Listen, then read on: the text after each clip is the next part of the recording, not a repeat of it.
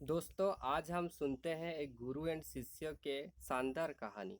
ये कहानी जापान के एक छोटे से गांव में रहने वाला 10 वर्षीय ओकाया की है, जिसको जूडो सीखने का बहुत शौक था। पर बचपन में हुई एक दुर्घटना में बायां हाथ कट जाने के कारण उसका माता पिता उसे जूडो सीखने की आज्ञा नहीं देते थे। पर अब वो बड़ा हो रहा था और उसके जिद भी बढ़ती जा रही थी।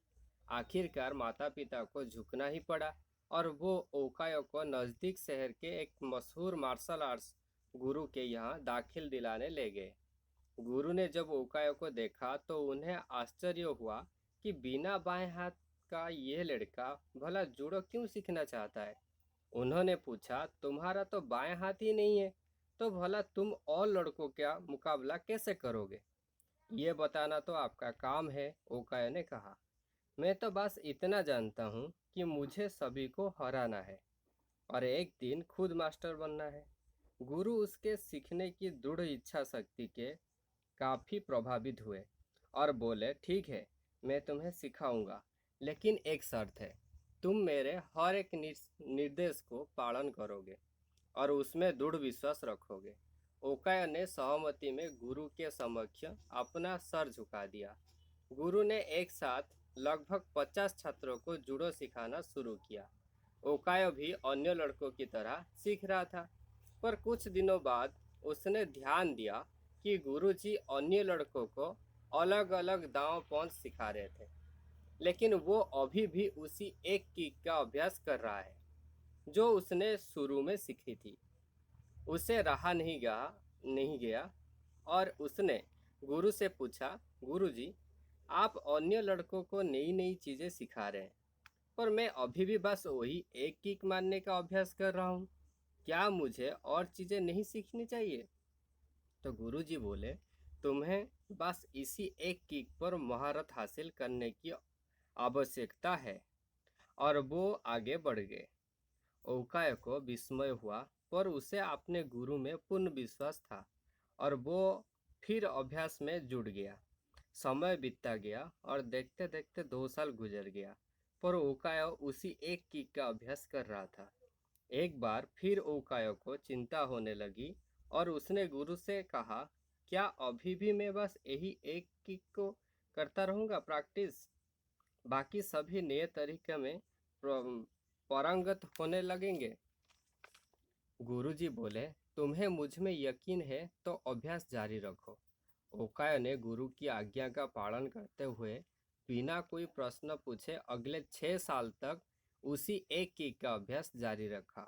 सभी को जूडो सीखते 8 साल हो चुके थे कि तभी एक दिन गुरुजी ने सभी शिष्यों को बुलाया और बोले, मुझे आपको जो ज्ञान देना था वो मैं दे चुका हूँ और अब गुरुकुल की परंपरा के अनुसार सबसे अच्छे शिष्यों का चुनाव एक प्रतिस्पर्धा के माध्यम से किया जाएगा और जो इसमें विजयी होगी उस शिष्य को मास्टर की उपाधि से सम्मानित किया जाएगा। प्रतिस्पर्धा प्रारंभ हुई। गुरुजी ओकायो को उसने उसके पहले मैच में हिस्सा लेने के लिए आवाज दी। ओकाया ने लड़ना शुरू किया और खुद को आश्चर्यचकित करते हुए उसने अपने पहले 2 मैच बड़ी आसानी से जीत लिया। तीसरे मैच थोड़ा कठिन था, लेकिन कुछ संघर्ष के बाद विरोधी ने कुछ क्षण के लिए अपना ध्यान उस पर से हटा दिया। ओकायो को तो मानो इसी मौका का इंतजार था। उसने अपनी अचूक किक विरोधी के ऊपर जमा दी और मैच अपने नाम कर लिया। अभी भी अपनी सफलता से आश्चर्य में पड़ा ओकायो ने फाइनल में अपनी जगह बना ली। इस बार विरोधी कहीं अधिक ताकतवर, अनुभवी और विशाल था। देखकर ऐसा लगता था कि ओकायो उसके सामने 1 मिनट भी टिक नहीं पाएगा। मैच शुरू हुआ।